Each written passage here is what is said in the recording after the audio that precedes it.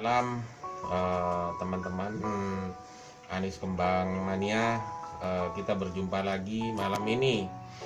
Kita akan men-DNA-kan burung anis kembang ring hat 355. Perlu diketahui teman-teman, DNA sexing itu membantu untuk mengetahui jenis kelamin burung yang dimiliki, jadi jantan betina biar cepat ketahuan.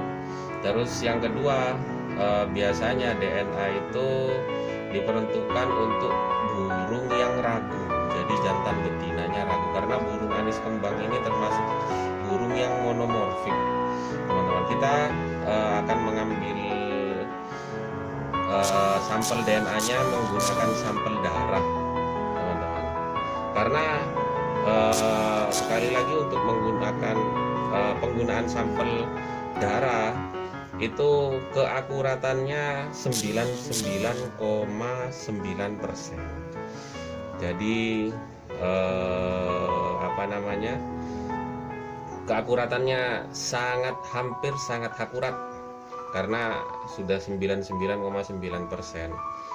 Oke, kita langsung aja. Ini sudah keluar darahnya.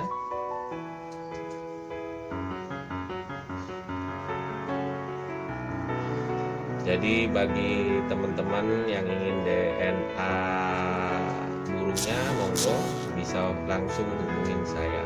Untuk wilayah Surabaya dan Sidoarjo bisa saya ambil di tempat. Oke, sudah selesai proses pengambilannya. Terima kasih. Jangan lupa like dan subscribe.